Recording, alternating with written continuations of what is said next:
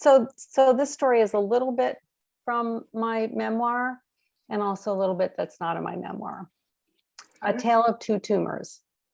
I chose yellow for the child psychologist because he was the boldest, and pale pink for the two neurologists who wimped out on us. Green for both psychiatrists, although one should have been sage and one neon slime. Immersed in color coding my spreadsheet, I ignore my phone when it rang. Ding. Blue for the OT and PT. Ding. It was my sister. Dates in bold, names in uppercase. Ding. I'd call her back later. Notes in italics. Ding, ding. Hi, Mary Beth, I said. How are you feeling?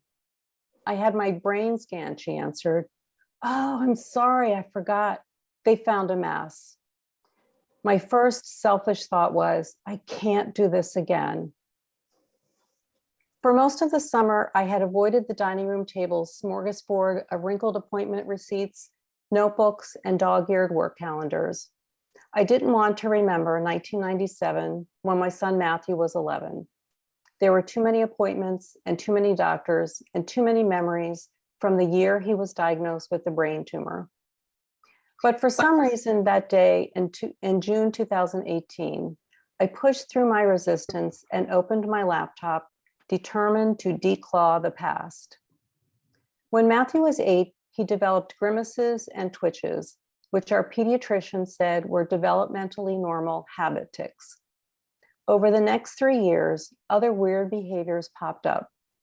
Spitting on the floor, spitting on himself, wiping snot on walls.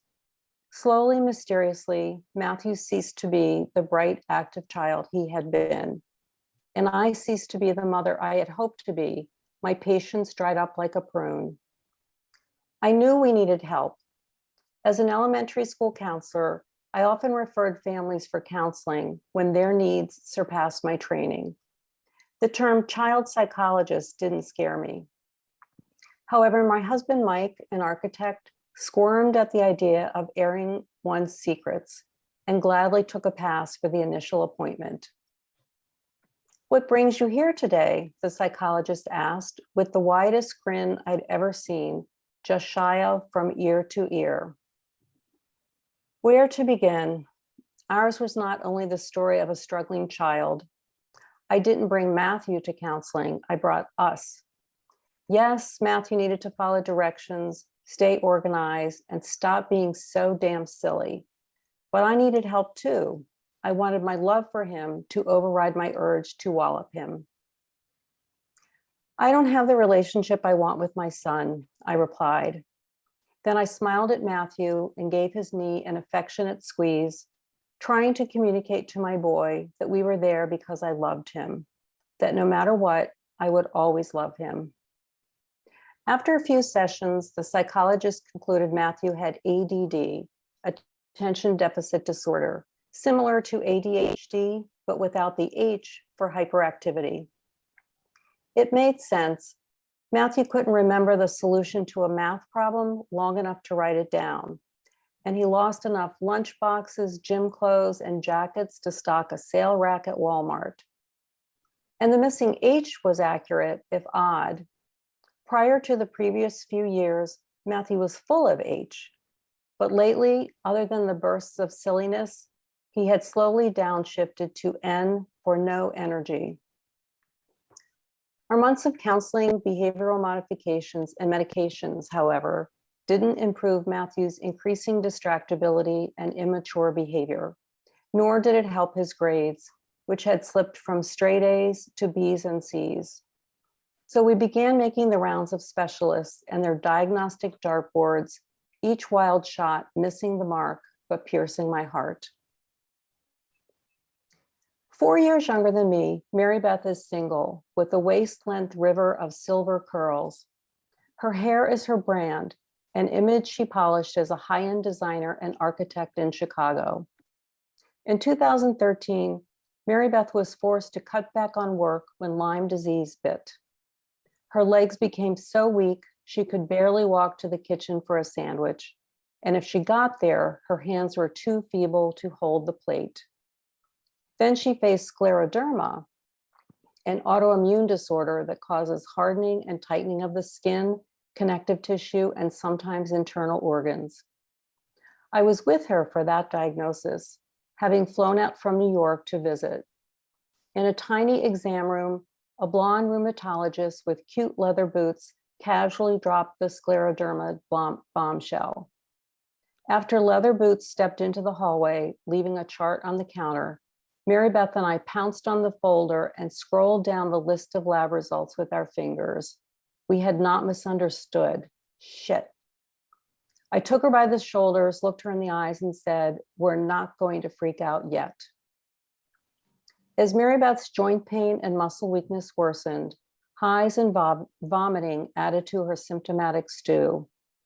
Then, early in 2018, her balance started to go, veering her off to the left when she walked down the long hall of her condominium. Suspecting something like multiple sclerosis, she made an appointment with a neurologist. MS? I hope not, I told her. I mean, how much can one person take? In the months before a brain scan solved Matthew's medical mystery, he frequently fell off his rollerblades and bike. Walking up a set of stairs, he often teetered on the edge of a step, almost toppling backward, and he started having panic attacks. "It's just a clumsy phase," the pediatrician insisted, "and pre-adolescent anxiety is normal."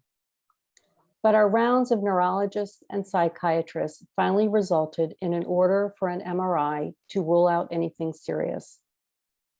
On a jacket and sunglasses morning in October 1997, when Matthew was 11, he lay on a gurney outside the gaping maw of a metal cylinder that had just spit him out. On the other side of the window, Mike and I crowded into a cramped radiology lab. The door closed us in. A heartbeat of silence. Then I heard it. We found a growth.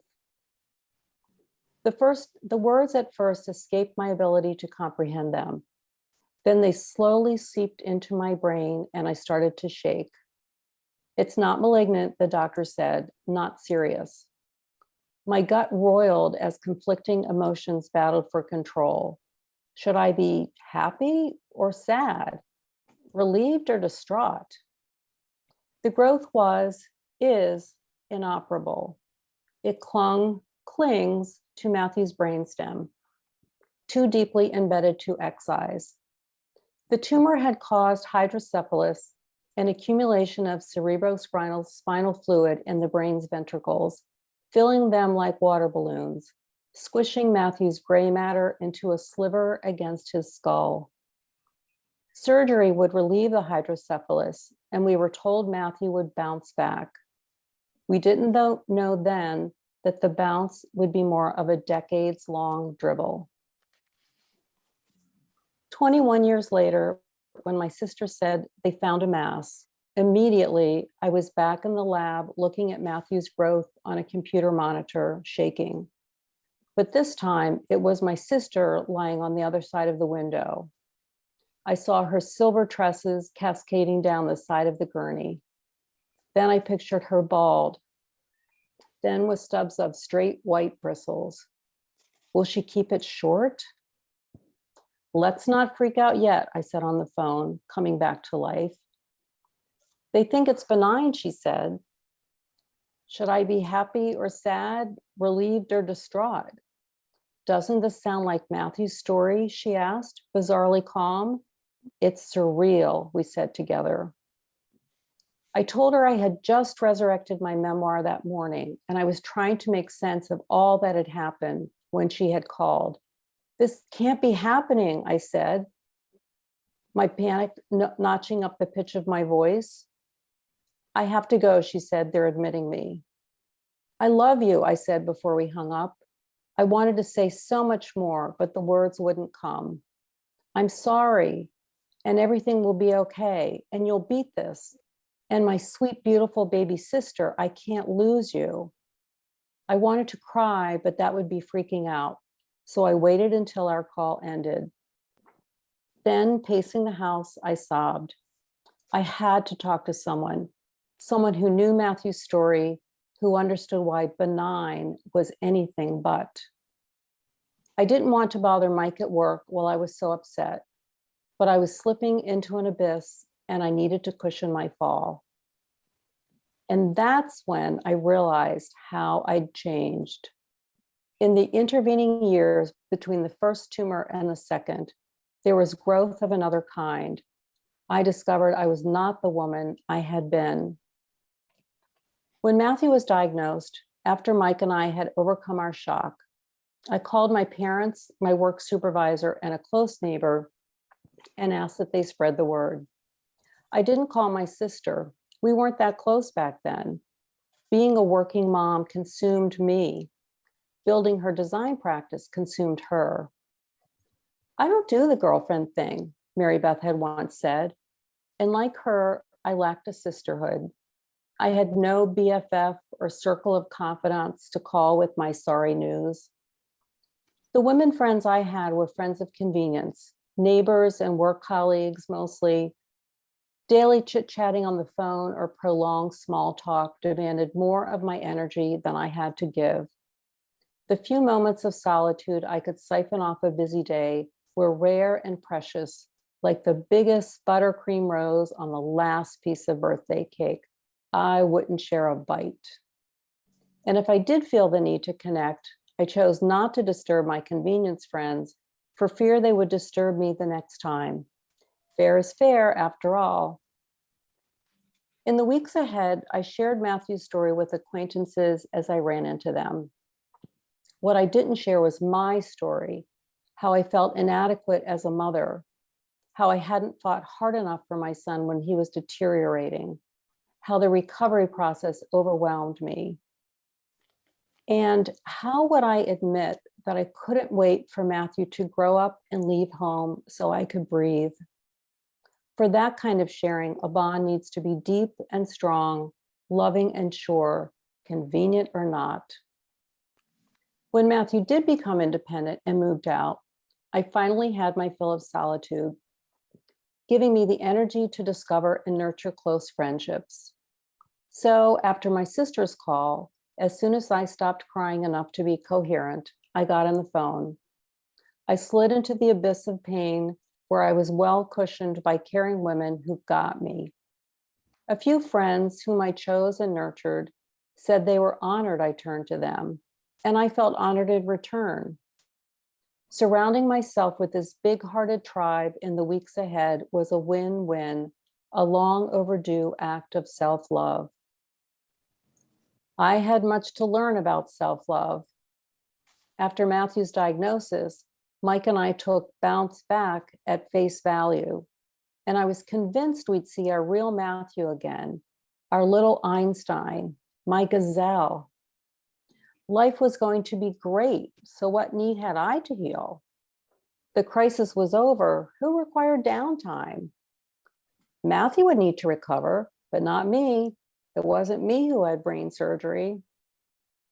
But the years of slowly losing my child, along with a chunk of my sanity, left me wounded. I didn't understand that though, and the more I tried to soldier on, the more my body fought me physically and emotionally. Sinus infections, debilitating joint pain, binge eating, depression. It took over a year after Matthew's surgery for me to realize he wouldn't bounce back. It took another 3 years to understand that the only way our family would survive would be if I left my job to devote myself to my son's success. I thought it would take a year. It turned into 7.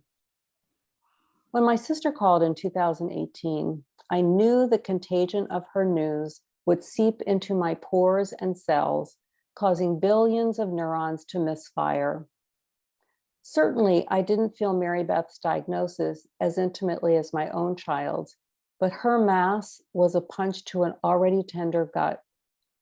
I knew before I felt it that I'd need to heal the wound to prevent it from festering. So I grounded myself in the earth of my flower gardens. Letting housework go, I napped instead. I drank lots of water, but not too much Chardonnay, and I gave in to trashy TV. I meditated, walked, talked to friends, cried to my therapist.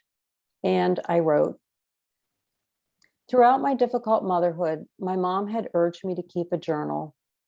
But the few times I tried to capture my thoughts or the events of the day, I blathered on the page, struggled to decipher my poor penmanship, concluded I was a mess, and quit.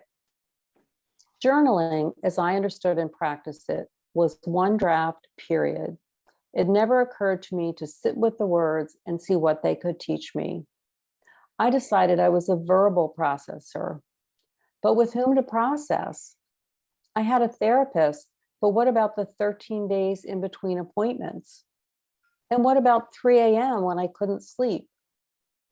Mike listened up to a point, but he was a pick yourself up by your bootstraps guy, and it's over, let's move on pragmatist. And given my limited social circle, there were never enough ears willing to listen, and none I trusted with my story anyway. With no reliable outlet, I kept it all in. I didn't discover writing until a few years after Matthew's surgery, when I decided no one would believe the saga, including my future self, if I didn't capture the experience in intelligible prose. Writing was different than journaling, I found. My self-discovery happened not in the first draft, but in the second, and the third, and the 10th drafts, after I reflected and revised and stared at the ceiling for hours and stepped away and came back. It was the process of bringing order to the chaos that my true aha moments occurred. I revised, therefore I grew. It was another form of self-love. After my sister's call, I was too busy freaking out and then too numb that day to write.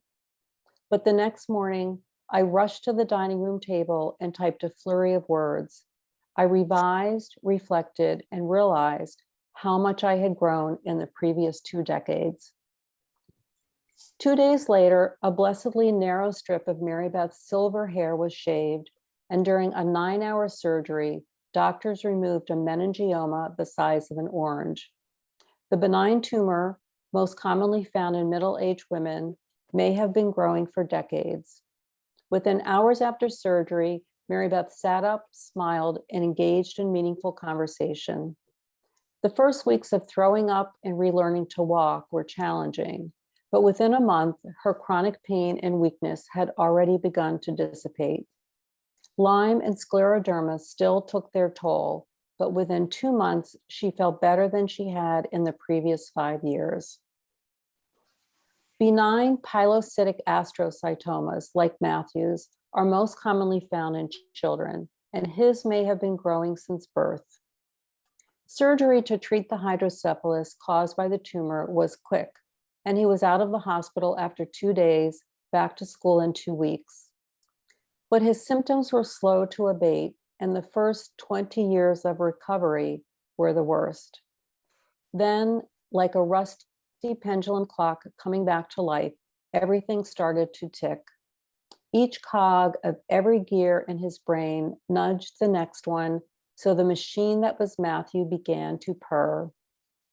He became the poster child, or young man, for neuroplasticity, the ability of the brain to adapt. Although his comeback was not as dramatic as my sister's, knowing that both loved ones would be in my life, hopefully for many years to come, was as sweet and rich as a whole sheet cake full of buttercream roses. Every now and then, I took a finger swipe to be sure it was real. I ditched my spreadsheet a week after Mary Beth called. So little of my story fit neatly into tiny boxes. But I stayed committed to writing my memoir about the growth in a child's brain, tangible, finite, real, and the personal growth, no less real, it triggered in his mother. Seriously, Mary Beth, I said in a lighter moment before her surgery, I can't add a chapter or an epilogue or afterword to this memoir. I have to get it done already. From her hospital room, about to undergo brain surgery, my beautiful baby sister deadpanned, make it a sequel.